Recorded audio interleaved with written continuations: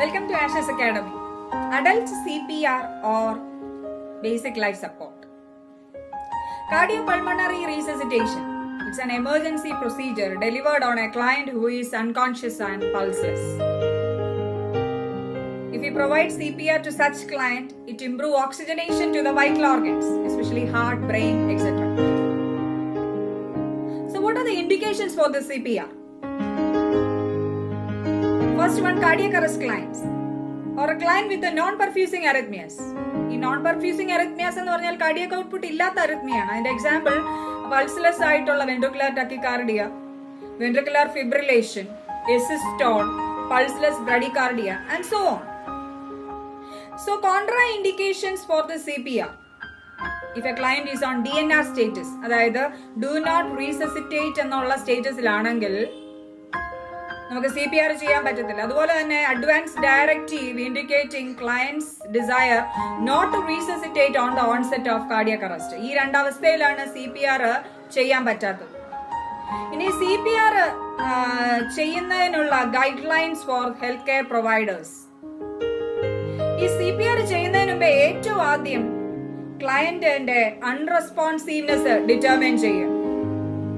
Suppose client unresponsive ആണെന്നുണ്ടെങ്കിൽ അടുത്ത action check the carotid pulse in adults for 10 seconds. If that is also absent, start immediately CPR in cap sequence.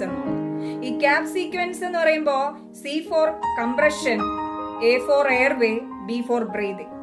So ഓരോന്നും നോക്കാം. Compression, chest compression കൊടുക്കാനായിട്ട് റെസ്ക്യൂവറിന്റെ heel of palm that has to be placed on the lower border of the sternum of client and the rescuer has to use a push hard push fast ടെക്നിക്കാണ്. അതുപോലെ chest compression കൊടുക്കുമ്പോൾ patient supine പൊസിഷനിലായിരിക്കണം on a firm surface. Suppose ഇപ്പോൾ air ബെഡിലാണ് patient കിടക്കുന്നതെന്നുണ്ടെങ്കിൽ chest compression കൊടുക്കുന്നതിന് മുൻപേ തന്നെ എയർ ബെഡ് ഡീഫ്ലേറ്റ് ചെയ്യുക, എന്നിട്ട് വേണം ചെസ്റ്റ് കംപ്രഷൻ കൊടുക്കാൻ. And the rescuer has to stand or kneel beside client's chest level. ഇനി ചെസ്റ്റ് കംപ്രഷൻ കൊടുക്കുമ്പോഴത്തേക്ക് 2 ഇഞ്ച് അല്ലെങ്കിൽ 5 സെന്റിമീറ്റർ ഡെപ്തിൽ വേണം കൊടുക്കാനായിട്ട്. എന്നാൽ മാത്രമേ ഹാർട്ടിന് കംപ്രഷൻ വന്നിട്ട് ഔട്ട്പുട്ട് വെളിയിൽ വരത്തുള്ളൂ. ഇനി കംപ്രഷൻ വെന്റിലേഷൻ റേഷ്യോ എന്ന് പറയുന്നത് 30:2 ആണ്. അതായത് 30 കംപ്രഷന് ശേഷം 2 റെസ്ക്യൂ ബ്രീത്ത് പേഷ്യന്റിന് കൊടുക്കാവുന്നതാണ്. ഇനിയിപ്പോ റെസ്ക്യൂവറിന്റെ ഫെറ്റീഗ് അവോയ്ഡ് ചെയ്യാൻ വേണ്ടിയിട്ട് റെസ്ക്യൂവേഴ്സിന് പൊസിഷൻസ് ചേഞ്ച് ചെയ്യാം. That is after 2 minutes or completion of 5 cycles of ventilation perfusion ratio 30:2 ആണ്. വൺസ് കംപ്രഷൻ കൊടുത്തതിന് ശേഷം അടുത്ത സീക്വൻസ് എയർവേ മെയിൻറ്റെയിൻ ചെയ്യുക എന്നുള്ളതാണ്. പേറ്റന്റ് എയർവേ എന്ന് പറഞ്ഞാൽ റെസ്ക്യൂ ബ്രീത്ത് കൊടുക്കുമ്പോൾ എയർവേയിൽ തടസ്സങ്ങളൊന്നുമില്ലാതെ കൊടുക്കുന്ന എയർ മുഴുവൻ ലങ്സിൽ എത്തേണ്ട ഒരു വേ ക്ലിയർ ആക്കി വെക്കുക എന്നുള്ളതാണ്. അത് പേറ്റന്റ് അല്ല എന്നുണ്ടെങ്കിൽ ഓപ്പൺ മാനുവലി എന്നുള്ളത്. അതിന് യൂസ് ചെയ്യുന്ന technique head tilt chin lift method ആണോ എല്ലാ ക്ലയൻസിലും ഉപയോഗിക്കുന്നത്.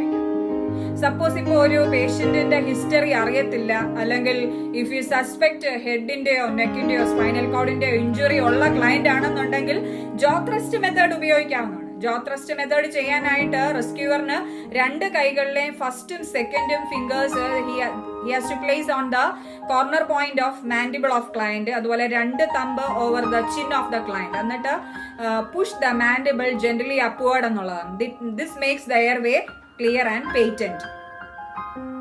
ഇനി അതുപോലെ എയർവേ ക്ലിയർ ആയെന്ന് ഉറപ്പായതിനു ശേഷം ബ്രീതിങ് കൊടുക്കാവുന്നതാണ്. അതായത് റെസ്ക്യൂ ബ്രീത്ത് അല്ലെങ്കിൽ ആർട്ടിഫിഷ്യൽ ബ്രെത്ത് പേഷ്യന്റിന് കൊടുക്കാവുന്നതാണ്. That is to rescue breath after 30 compression. Suppose ഇപ്പോൾ പേഷ്യന്റ് ഇൻറ്റുബേറ്റഡ് ആണ് എന്നുണ്ടെങ്കിൽ നമ്മള് പേഷ്യന്റിന് 8 മുതൽ 10 ബ്രത്ത് പെർ മിനിറ്റ് ഡെലിവറി ചെയ്യാം. ഓരോ ബ്രത്തിന്റെയും ഡ്യൂറേഷൻ 1 സെക്കൻഡ്. അതുപോലെ ഈച്ച് ബ്രത്തിന്റെ ഗ്യാപ്പ് 6 to 8 സെക്കൻഡ്സ് മെയിൻറ്റെയിൻ ചെയ്യാം.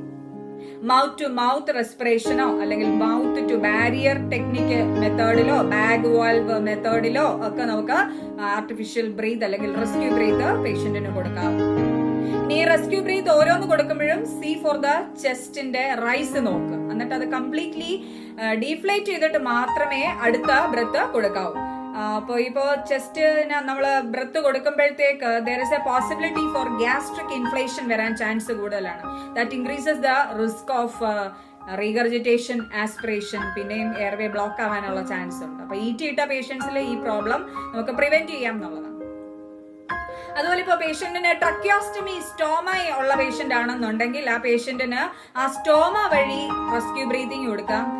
അതെങ്ങനെയാന്ന് വെച്ചാൽ വി ക്യാൻ യൂസ് റൗണ്ട് ആയിട്ടുള്ള പീഡിയാട്രിക് ഫേസ് മാസ്ക് വഴി ഈ പേഷ്യന്റിന് ബ്രീത് കൊടുക്കാവുന്നതാണ്.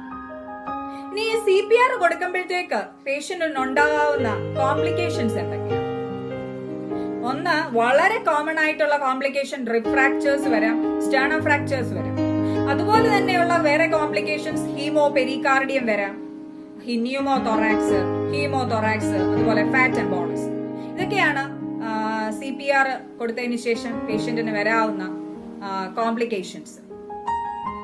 അപ്പൊ ഇത്രയാണ് ഷോർട്ട് ആയിട്ടുള്ള information regarding CPR. Thank you.